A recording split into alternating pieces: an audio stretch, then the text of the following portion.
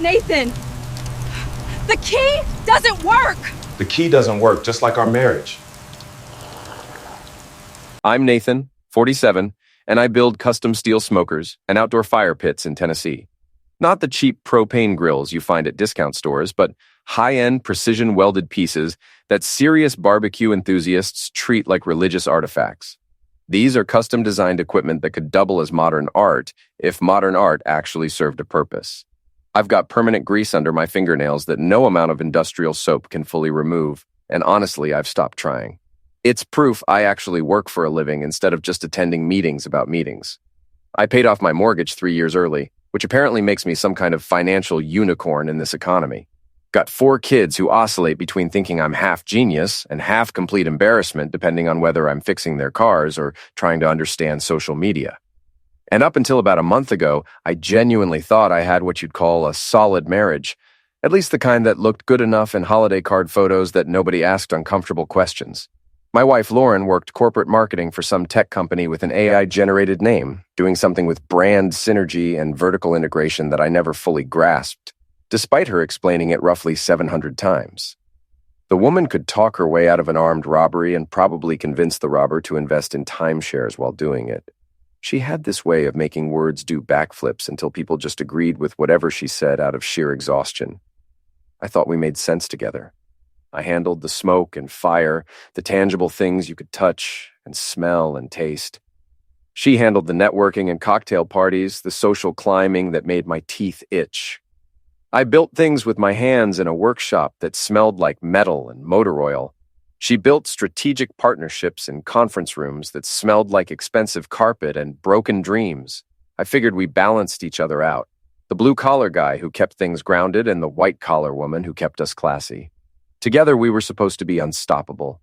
My workshop is my sanctuary, the one spot on Earth where everything makes sense. It's a 1,500-square-foot metal building behind our house filled with welding equipment, steel sheets, and half-finished smoker projects in various stages of completion.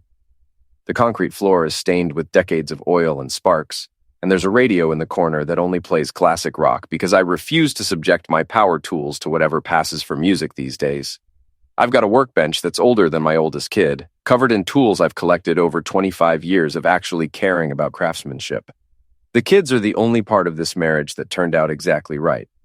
Ryan is 19, heading to trade school in the fall because he's smart enough to realize that philosophy degrees are expensive paths to managing coffee shops. He's got my height and his mother's bone structure, which means he'll break hearts responsibly. The twins Carter and Emma just turned 16 and are currently in that delightful phase where everything I say is stupid until they need money or ride somewhere.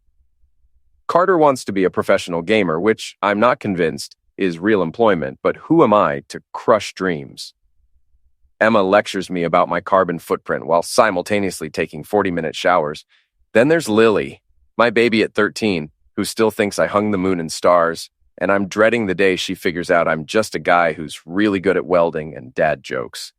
For years, I went to Lauren's company events, suffered through small talk with people whose idea of hard work was complicated Excel formulas, and smiled politely while they asked me what I really did, as if building custom smokers was some hobby I did between real jobs.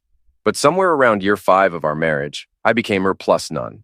She stopped inviting me to the holiday parties, the corporate retreats, the award dinners where everyone congratulated each other for doing bare minimum.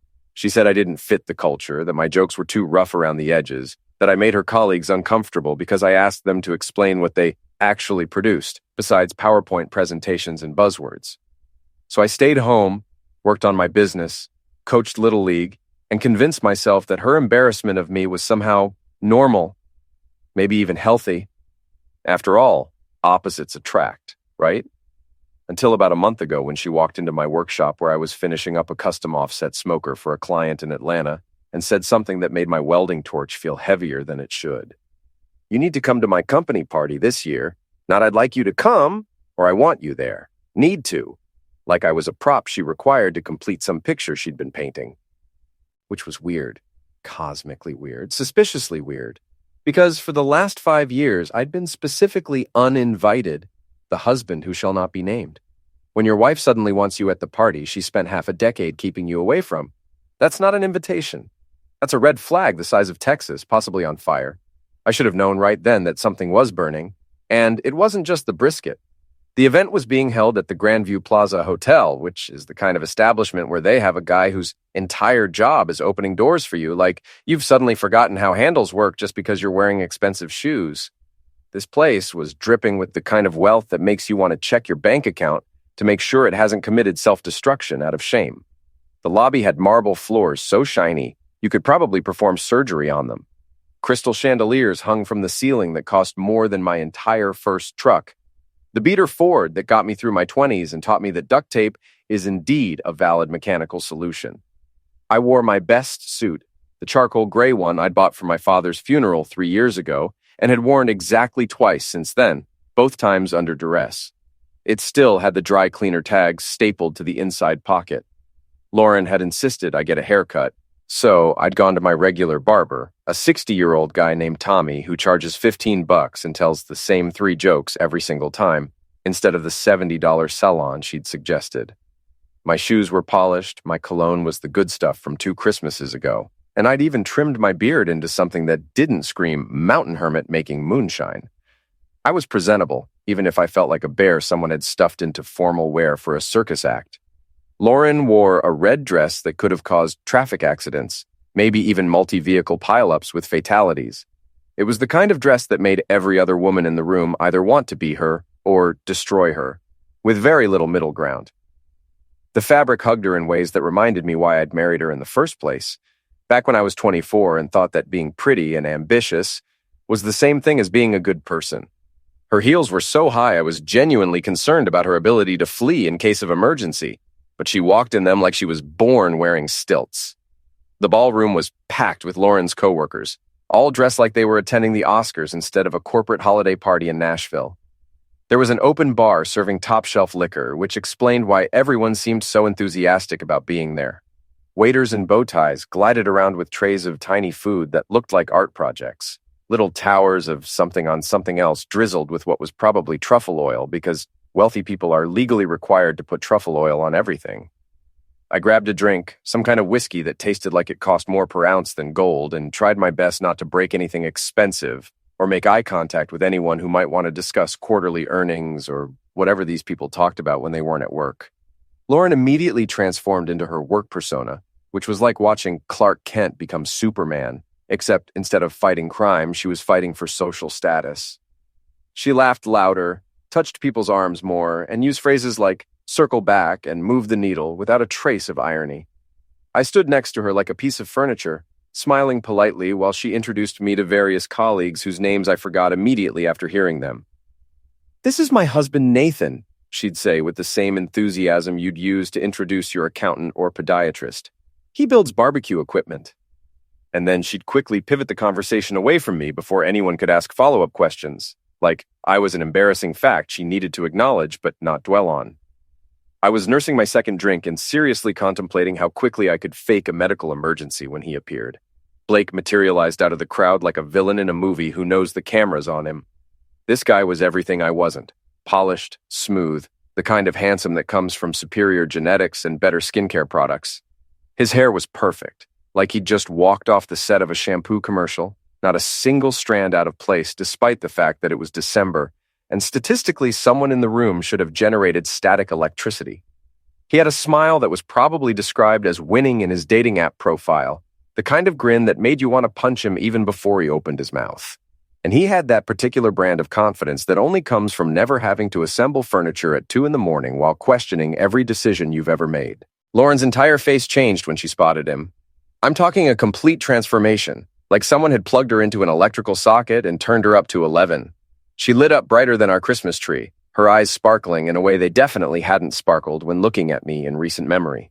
They had that instant connection, that comfortable familiarity that made my stomach drop like I'd just driven over a hill too fast. They laughed at inside jokes, whispered comments that weren't meant for anyone else to hear, and generally acted like they were the only 2 people in the room. I might as well have been a decorative plant, something green and boring in the corner that nobody notices until it dies and starts smelling funny. Blake barely acknowledged my existence for the first 10 minutes. He shook my hand with the kind of grip that was trying too hard to prove something and said, "Oh, you're the husband," like I was a minor character he'd heard about but never expected to actually meet. Then he turned his attention back to Lauren, complimenting her dress, her hair, her recent presentation that apparently eliminated it in ways I didn't understand and didn't care to. They talked about work stuff, about campaigns and strategies and some project they were collaborating on that required a lot of late nights at the office.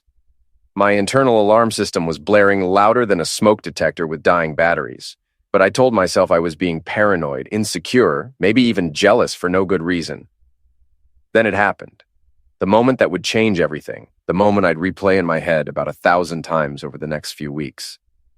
Blake turned to me with that smug smile, reached into his wallet with the kind of casual confidence that made me want to set something on fire, and flicked a single dollar bill across the table in my direction.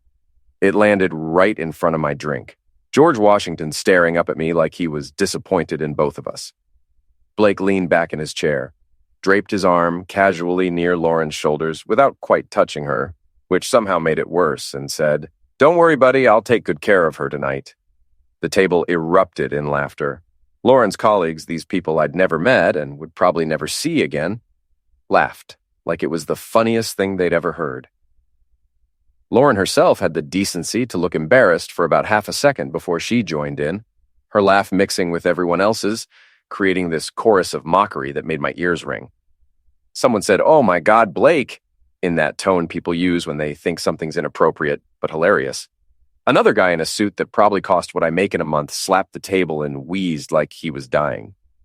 I sat there for what felt like an hour, but was probably 3 seconds, watching my wife laugh at a joke about another man taking care of her, watching her coworkers treat me like I was the punchline to a story they'd all been in on except me.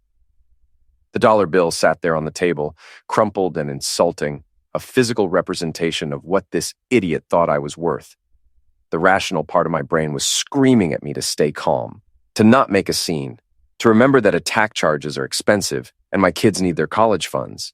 But there's a limit to what a man can take before something inside him just snaps, like a tension wire pulled too tight. I picked up that dollar bill, folded it neatly into quarters with hands that were surprisingly steady considering the rage currently remodeling my internal organs, and looked Blake directly in his smug, punchable face. "Thanks," I said, my voice calm and clear enough that nearby tables went quiet. "That's the down payment for your hospital bills." The laughter died faster than my respect for my wife. Blake's smile faltered for just a second before he recovered, trying to play it off like I'd made a joke instead of a promise. Lauren's face went pale, then red, cycling through colors like a traffic light having an identity crisis. I could feel every eye in our section of the room locked on me, could practically hear the gossip engines revving up for Monday morning water cooler talk. I stood up, buttoned my suit jacket with the kind of deliberate calm that probably looked more threatening than any outburst could have been, and walked out of that ballroom before I started a second career in aggravated attack. Behind me I heard Lauren calling my name, but her voice sounded distant and unimportant, like a radio station fading out as you drive away from the city. I handed my valet ticket to the kid at the front, tipped him $20 because he looked nervous about my energy, and sat in my truck with the engine running for a solid 5 minutes before I trusted myself to drive. That dollar bill was still in my pocket, and it felt like it was burning a hole through my suit. Lauren didn't come home that night. I know this because I stayed awake watching the driveway like a character in a stalker movie, except instead of being creepy, I was just a guy slowly realizing his marriage was circling the drain. I sat in my workshop at 3 a.m, wearing the same suit pants from the party, but with an old band t-shirt replacing the fancy button-down, welding steel together with the kind of focused aggression that probably should have concerned me. There's something therapeutic about welding when you're furious. The shower of sparks, the smell of hot metal, the fact that you're creating something instead of destroying something, which is what every fiber of my being wanted to do to Blake's face. My phone sat on the workbench, stubbornly silent. No calls, no texts, not even one of those don't wait up messages that at least acknowledge you're married to another human being who might wonder where you are. I tried calling her twice around midnight, and both times it went straight to voicemail, which meant she'd either turned her phone off or let the battery die, and neither option was particularly reassuring given the circumstances. I left one message, kept it simple. "Where are you?" I didn't yell, didn't accuse, didn't give her ammunition to later claim I was being controlling or paranoid. Just 3 words, calm and reasonable, The kind of question a husband should be able to ask his wife at midnight without it being considered a federal offense. Around 4:30, I finally gave up on the welding before I accidentally set something on fire or lost a finger to inattention. Made coffee in the workshop's ancient pot that probably violated several health codes and watched the sky slowly change from black to that weird purple-gray color that means morning's coming whether you're ready or not. My phone buzzed once, a notification from my bank app about a transaction. I checked it out of habit and felt my arterial pressure spike into the stratosphere. Lauren had used our joint credit card at the Grandview Plaza Hotel for a room at 1:47 a.m. The charge was $387, which meant she'd gotten one of the fancy suites because apparently when you're cheating on your husband, you might as well do it in luxury. I took a screenshot, saved it to 3 different folders, and emailed it to myself because I'm not an idiot and divorce court loves documentation. At dawn, just as the sun was turning the sky into something pretty that I was too angry to appreciate, I heard her car, that distinctive sound of her white BMW purring into our driveway, a car I'd helped her pick out 3 years ago when she got promoted and wanted something that reflected her success. I stayed in the workshop, forcing myself to keep my hands busy organizing tools that didn't need organizing because I didn't trust what I might say or do if I met her at the door like some anxious puppy waiting for its owner. She crept into the house like a teenager sneaking in past curfew. I watched through the workshop window as she fumbled with her keys and slipped inside. I waited 5 minutes, then 10, letting her think maybe I was still asleep, maybe I hadn't noticed, maybe she'd gotten away with it. Then I walked across the yard in the cold morning air, still wearing my welding gloves like armor, and went inside through the back door that leads into the kitchen. She was standing by the coffee maker wearing yesterday's makeup and Blake's suit jacket. His monogrammed suit jacket, because, of course, this idiot was the type to get his initials embroidered on his clothes like he was European royalty instead of middle management. The jacket was expensive, you could tell. Some kind of Italian wool blend that probably cost more than my monthly utility bill. And right there on the left breast pocket, clear as day, were the initials BC in fancy script. "Oh," she said when she saw me, her voice doing this weird squeaky thing that might have been cute 20 years ago, but now just sounded guilty. "You're up early." "Never went to sleep," I said, my voice flat and dead. "Where were you?" She laughed, actually laughed, this nervous twitter that made me want to put my fist through the drywall I'd installed myself 5 summers ago. "I told you I'd be late. The party went long and then a bunch of us went to another colleague's suite to keep celebrating. I crashed on their couch." She gestured to the jacket like it was evidence of innocence instead of guilt. "Blake lent me this. It got cold." "Right, because 3 a.m. is prime time for PowerPoint presentations and professional development. Because you need a man's suit jacket in a climate-controlled hotel. Because your husband is stupid enough to believe that you spent 7 hours in someone's suite, doing anything besides what we both know you were doing. Then I saw it, just visible above the collar of that expensive jacket, right there on her neck where it met her shoulder. A mark. Not just any mark, but the kind of purple-red bruise that has exactly one cause and 0 innocent explanations. Someone had stamped "property of morons" right on her skin, left their signature like a dog marking territory.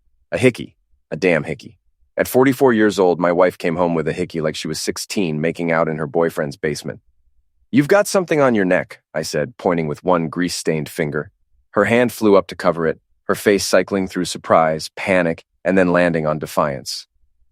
"It's just, I must have burned myself with the curling iron yesterday. You know how clumsy I am." The curling iron. She was going with the curling iron excuse. I'd been married to this woman for 22 years. Watched her get ready approximately 8,000 times, and not once had she ever burned herself with a curling iron. But sure, today of all days, she suddenly developed a coordination problem that resulted in a perfectly mouth-shaped burn mark. "Right," I said. "The curling iron."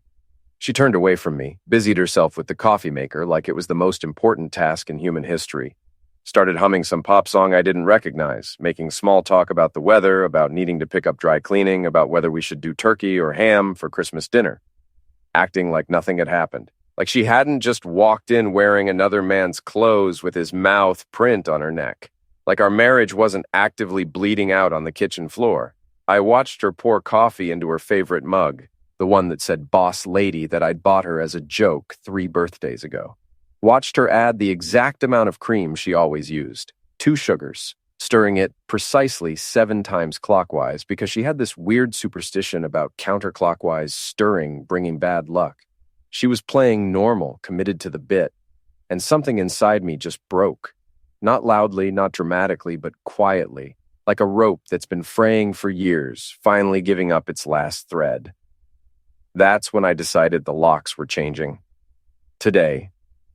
This morning, before she could walk back through that door with another man's jacket and another weak excuse.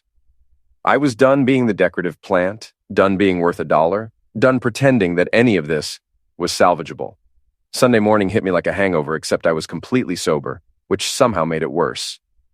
I'd spent the rest of Saturday avoiding Lauren while she floated around the house, pretending to be confused about why I wasn't talking to her, like my silence was some mysterious phenomenon instead of a completely reasonable response to her showing up in another man's jacket with a hickey visible from space.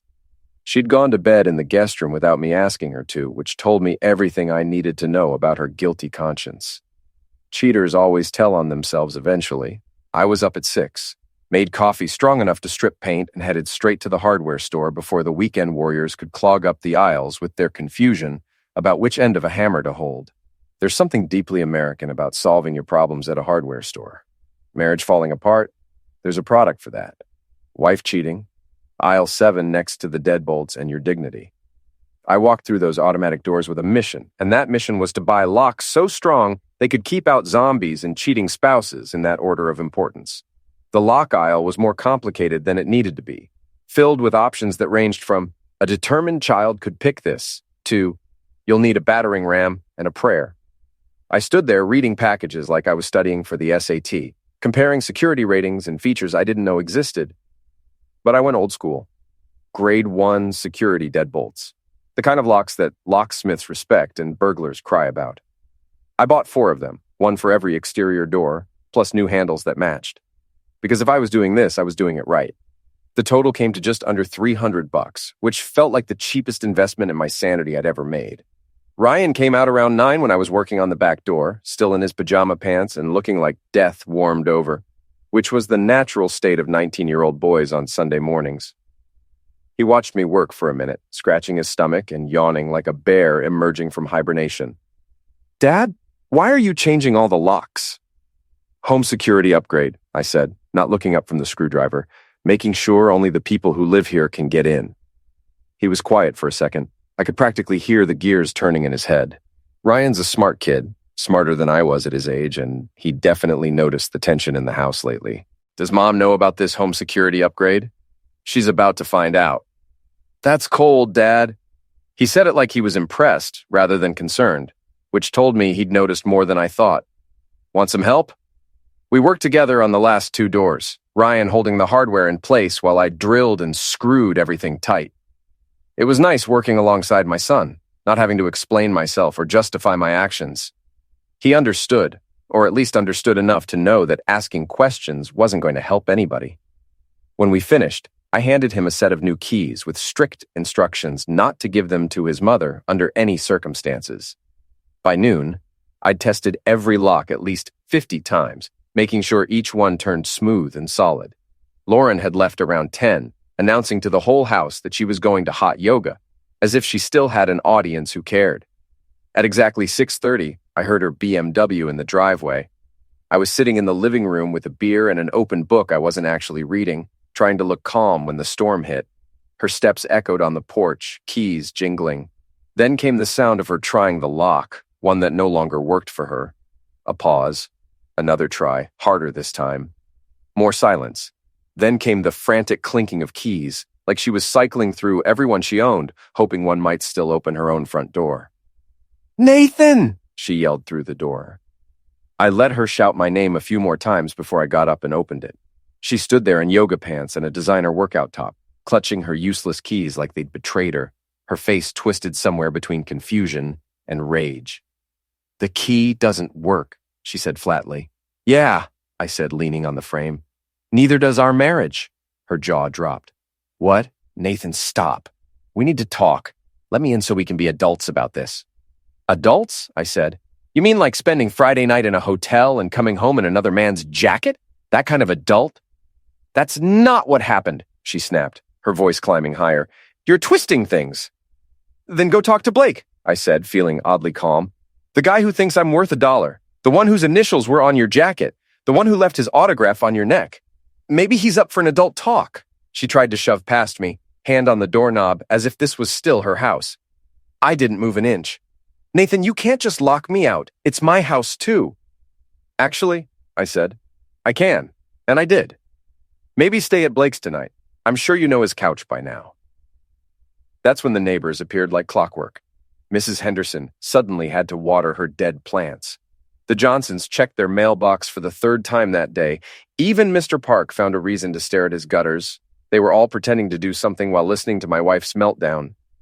Lauren saw the crowd and lowered her voice, trying to sound calm. You're being ridiculous. We need to communicate. Communicate? I said, loud enough for everyone to hear.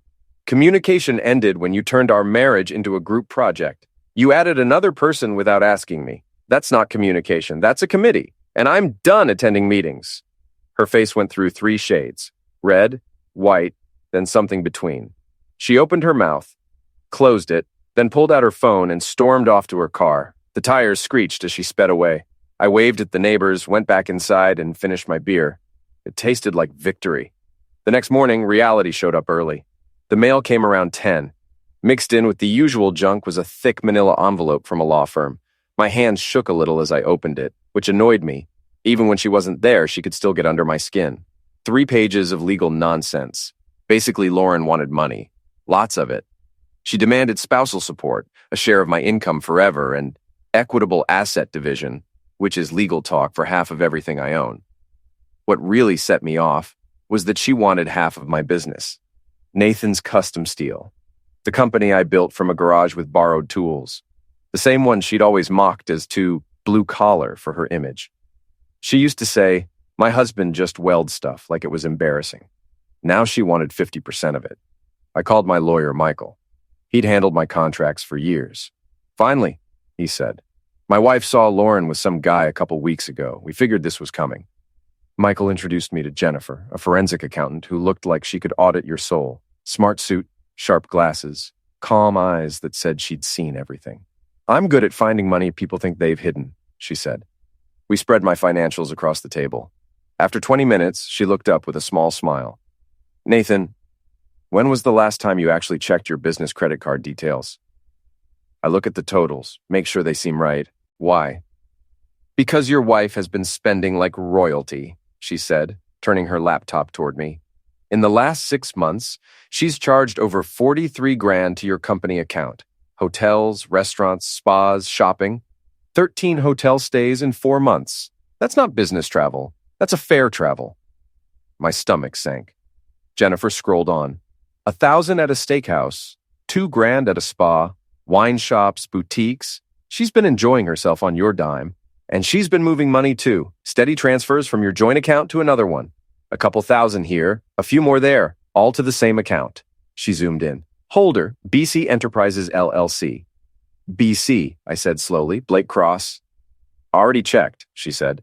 BC Enterprises is a Tennessee company registered 6 months ago. Owner, Blake Cross. Business type, consulting. It's clearly a shell. Michael looked up at me, grinning. Nathan, where does this guy work? Some tech outfit. Lauren mentioned outdoor products or something. Michael's grin widened. What's the full name of your company? Nathan's Custom Steel and Outdoor Innovations LLC. I bought a small brand 5 years ago. Kept it as a subsidiary. They make grills and fire pits. Michael started laughing. And what's that subsidiary called? Crossfire Outdoor Innovations. Why? I stopped, brain catching up. No way.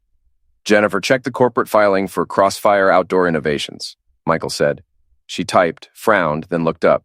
Parent company, Nathan's Custom Steel and Outdoor Innovations, LLC. Sole owner, Nathan. Show me the payroll, I said. She pulled it up. There it was. Blake Cross, Senior Marketing Director, Crossfire Outdoor Innovations, $95,000 a year. Reports to Nathan. The guy who threw $1 at me, slept with my wife, and spent my money. He'd been cashing checks signed by me the whole time. I couldn't stop laughing. Michael grinned. Nathan, we're not just winning this divorce. We're setting a legal precedent. I got to Crossfire's office early Tuesday morning. I told my assistant, Kelly, to set up a mandatory meeting for all division heads at 10. Make it sound serious, but don't say why. By 9:30, I had Blake's full employment file on my desk. Hired 3 years ago, decent record, a few notes about crossing lines with female co-workers. The dollar bill was there too, flattened like a piece of evidence. At 9:45, I sat at the head of the conference table. By 9:55, the division heads were trickling in, looking uneasy. Blake walked in right at 10, sharp suit, leather folder in hand. He looked confident, until he saw me. His face drained fast. "Morning, everyone," I said casually. "Thanks for coming. Please sit." Everyone took a seat. Blake hesitated before sitting 3 chairs away. His hands shook as he opened his folder. "Morning, Blake," I said. "Heard you had quite a night last Friday. How's Lauren?" The room went silent. Blake opened his mouth, then shut it. "Oh, come on. You know, the company party where you got generous with your money." I pulled out the dollar bill, unfolded it, and slid it across the table. "Think this is yours." He stared at it like it might explode. "Let me jog your memory," I said. "That's the dollar you threw at me, your boss, while cracking a joke about taking care of my wife." Our HR director gasped. Sweat soaked through Blake's suit. "Mr. Nathan, I can explain." "Don't," I said. "Patricia, get Blake's file." She brought it over. I flipped through. "It says employees must act professionally. Does throwing money at your boss and hitting on his wife fit that rule?" "Here's how this goes," I said. "You're fired, effective immediately. Clear out your desk within the hour. Security will walk you out. And if you want to claim wrongful termination, my lawyers will love to discuss your relationship with my wife." "You can't." "I can. Patricia, call security." Security arrived. Blake was gone minutes later. 3 hours passed before a voicemail hit my phone.